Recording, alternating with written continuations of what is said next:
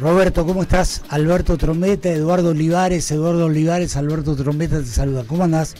¿Cómo están? ¿Cómo están ambos? Bien, muy bien, muy bien. Bueno, ahí te estamos viendo. Ana, que nos están oyendo en este momento. Bueno, muchas gracias. Dale. Arranca. Roberto, bueno, primero te agradecemos enormemente la gentileza de prestarnos tu tiempo. Por favor, al contrario, gracias a ustedes. Bueno, nosotros estamos acá en San Luis siempre tratando de buscar opiniones que engloben o que tengan este doble sentido de la mirada nacional, que nos sirva también a nosotros para interpretar lo que está pasando aquí. Y yo tengo muchas preguntas para hacerte, pero quiero empezar con una que mezcla un poco de economía con un poco de política. Porque por primera vez, no por primera vez en el sentido, digamos, de que esto no se hablara, pero lo explícito de lo que hoy está pasando, que el presidente de la Nación le diga a los empresarios: miren muchachos, a la gente del campo, no se calienten, liquiden la cosecha, liquídenla, la exportación, váyanse a pesos, pónganlo en plazo fijo y hasta agosto, septiembre, aguanten y vuelven al dólar. Y se los dice abiertamente, es decir, les dice: hagan la bicicleta financiera. Vos leés los diarios y todo el mundo. Hoy estaba escuchando en Radio Con Vos, que nosotros somos filial de Radio Con Vos aquí, y la economista que estaba ahí siendo entrevistada por que tenemos le decía: bueno, esto es lo que el gobierno le está diciendo a los empresarios. ¿Realmente tenés información? ¿Esto es lo que está pasando? Sí, aparte el viceministro de Economía lo dijo en la vez anterior, cuando el sector agropecuario decía que la baja de retenciones no alcanzaba.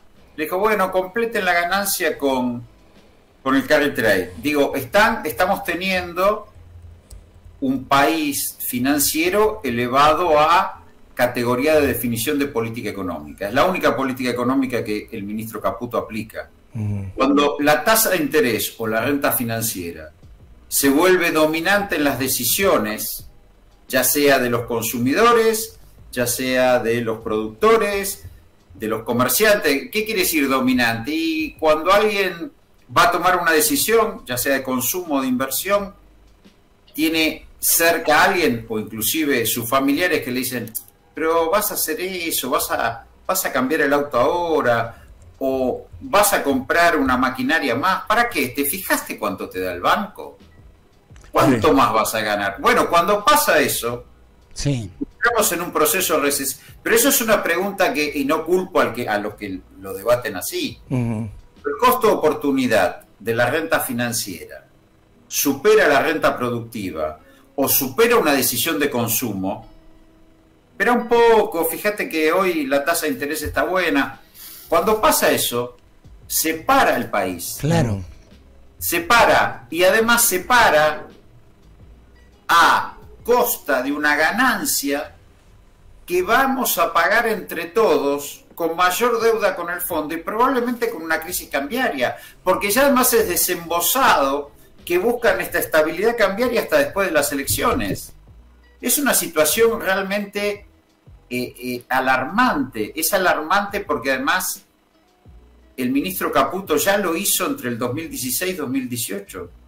Endeudó al país, permitió la bicicleta financiera en ese entonces con las letras del Banco Central, lo LEVAC, de triste fama.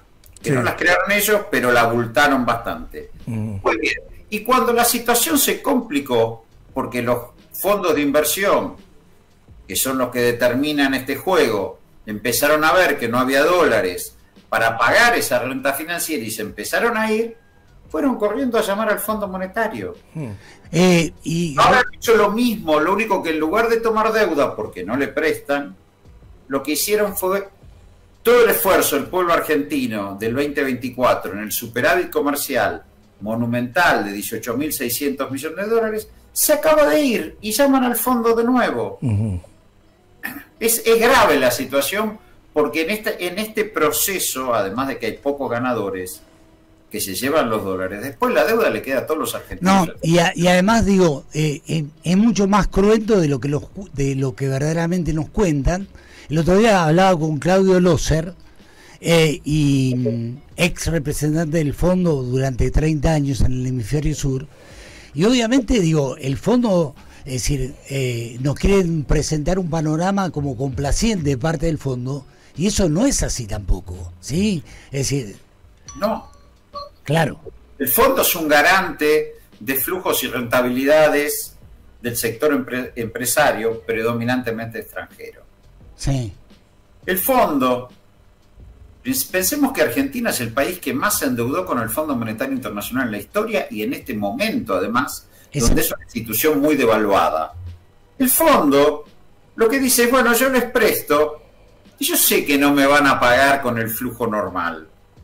Lo que van a hacer es, bueno, vamos a pedir la reforma laboral, vamos a pedir la reforma previsional, vamos a pedir la reforma tributaria, vamos a bajar el peso del Estado en la economía y vamos a permitir que los mercados argentinos en minería, incluso en agro, el agro está preocupado porque con este tipo de cambio puede haber una compra hostil de los campos. Sí.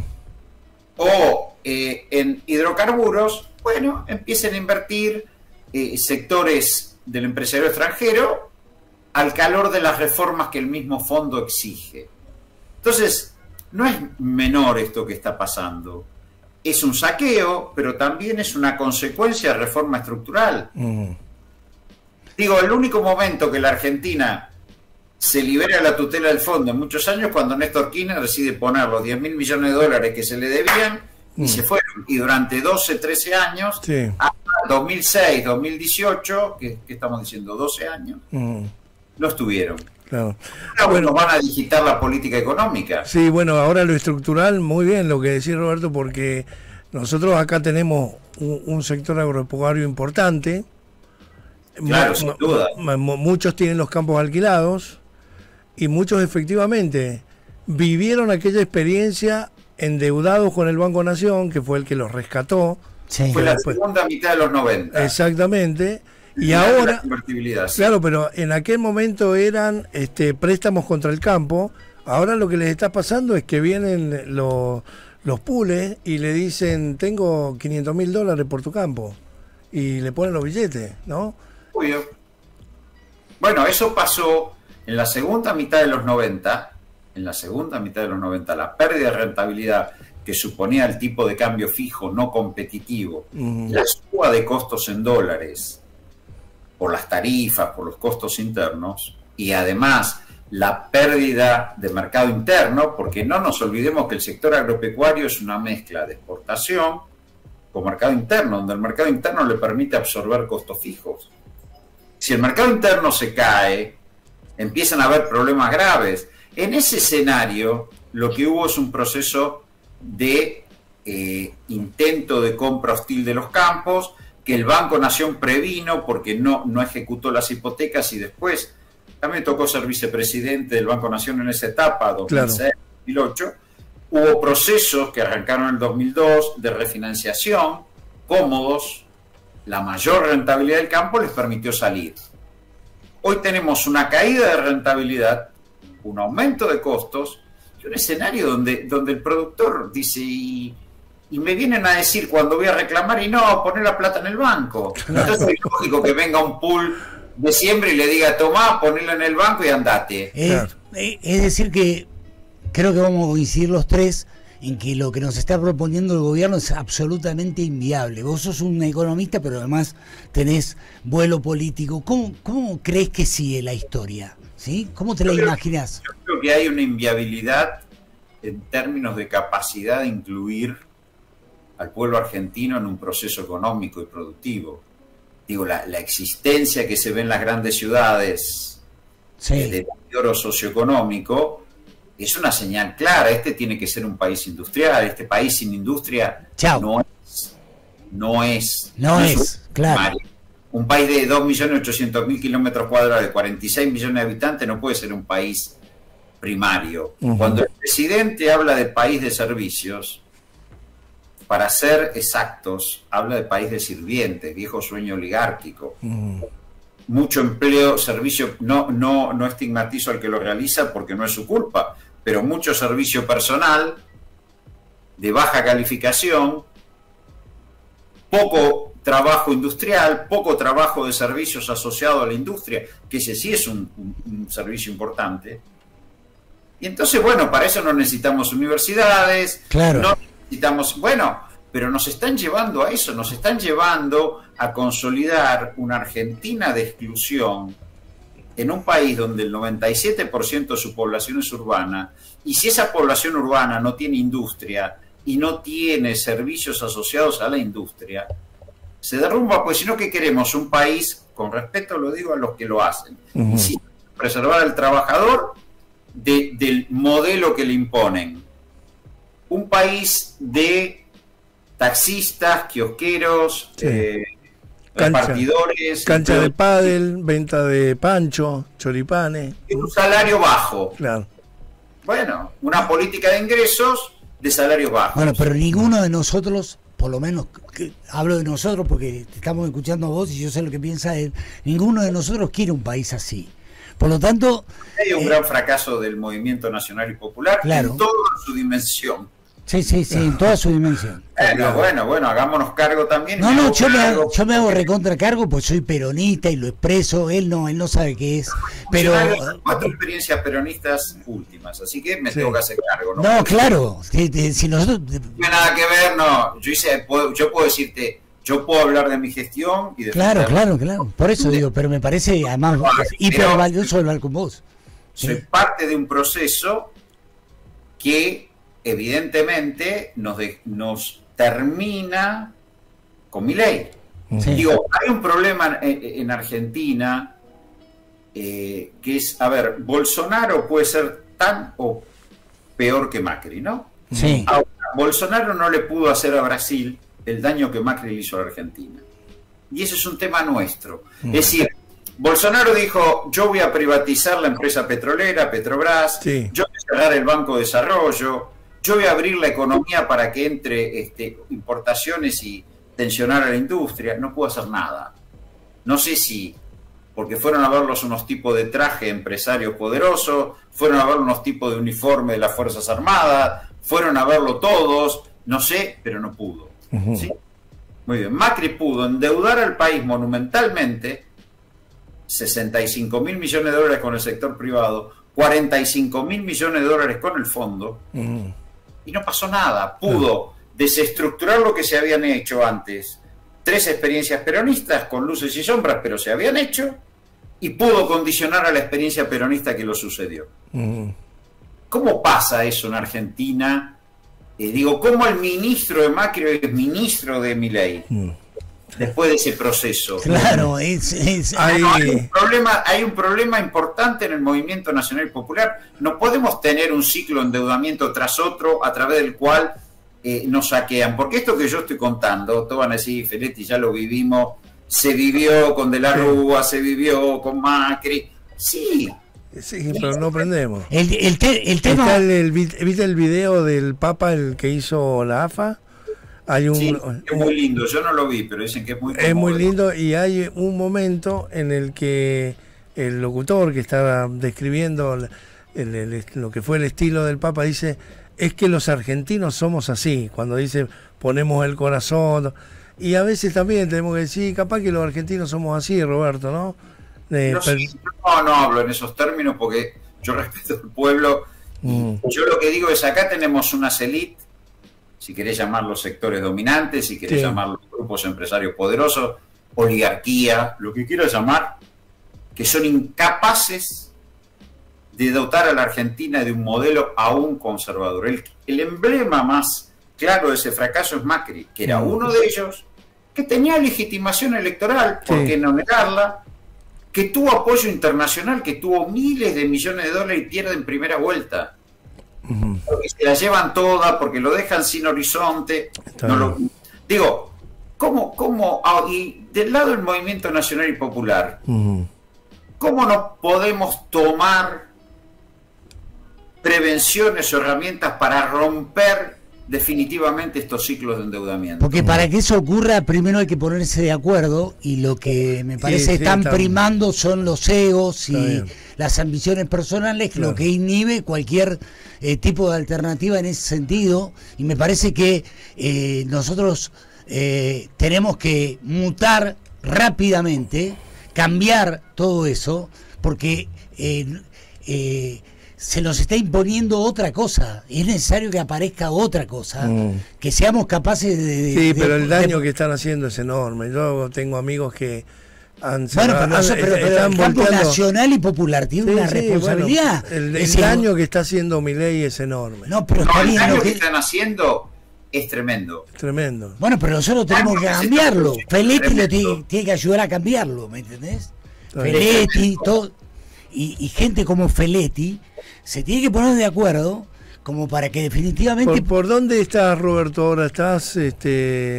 Con Verónica Magario en el Senado, orgullosamente. Ajá. Vos sabés que cuando perdimos las elecciones en el 2015... En el Senado de la provincia de Buenos Aires. Claro. Sí. Cuando perdimos las elecciones en el 2015 en la Nación, sí, en la provincia de Buenos Aires, Verónica generosamente me invitó a que la acompañara como secretario de Hacienda en su intendencia La Matanza. Claro, sí. Y luego me pidió que la acompañara como presidenta del Senado. Está bien. Así que bueno, en ese proceso, en el medio, fui convocado para ser secretario de Comercio, eso es público. Sí, claro. Tuve mis acuerdos y mis desacuerdos con el gobierno que determinaron mi salida. Y Verónica, que siempre es muy generosa, me invitó a seguir colaborando con ella. Está bien, bueno. Bueno, Roberto, un lujo para nosotros. No, al contrario. Bueno, realmente te expresamos... Hacer poder discutir estas cosas, sí, abiertamente. Exactamente. Déjame decirte algo, y te pido tu opinión sintética. Hoy en la mañana, en el programa de la mañana, hablé con Guillermo Moreno y me dice, estamos haciendo referencia al Papa, y él dice que el Papa representa el fin de la globalización y... definitivamente la apertura hacia un nacionalismo contundente, por decirlo de alguna manera. ¿Estás de acuerdo con ese concepto? ¿Sí? La globalización está agotada. Vos tuviste un gran ciclo dorado, si querés llamarlo, de la globalización entre la caída del muro en 1989 y la crisis del 2008 de las hipotecas. Durante casi 20 años el mundo creció al 5% anual, paradigmas productivos nuevos, el complejo electrónico. A partir de ahí entró una crisis en Occidente del 2008 hasta ahora, donde ese 5 puntos bajó a 2, y de esos 2, casi 1 los aporta China y el Asia-Pacífico. Claro. Con lo cual, la economía occidental hace unos cuantos años que se encuentra en estado estancado. Y el proceso de globalización se detuvo, y además se detiene porque Estados Unidos ya no puede sostener al dólar como moneda de reserva internacional en este marco. Para salir de la crisis del 2008 emitieron tantos dólares, claro, que no lo pueden sostener. Entonces es necesario, en realidad lo que hace Trump con el proteccionismo es decir, yo tengo que cerrar el desequilibrio fiscal, claro, tengo que tratar de cerrar las cuentas públicas porque no puedo seguir sosteniendo estos desequilibrios. Esa retirada de Estados Unidos es lo que obliga a rediscutir el mundo, y efectivamente, pero viene un mundo de nacionalismos, pero de nacionalismos de inclusión. El peronismo fue nacionalista, pero con el pueblo adentro. No es el nacionalismo oligárquico que pudo haber tenido. No, claro, es con el pueblo adentro, claro. Sí, no tengo ninguna duda. Es decir, estaba viendo una entrevista anoche que le hizo el Gato Fernández al Papa Francisco. El Gato Silvestre. El Gato Silvestre. ¿Qué dije yo? El Gato Fernández. No. El Gato Silvestre. Y él le pregunta, el Gato, qué creía o cómo creía él que se podía frenar el avance de la ultraderecha. Y él dijo, con más justicia social. ¿Sí? Con más justicia social. Y yo creo que ese es el desafío, generar mucha más justicia social. ¿Sí? Está claro. Roberto, ha sido un lujo. Gracias. No, al contrario, gracias por el contacto. Bueno, un abrazo grande, muy amable.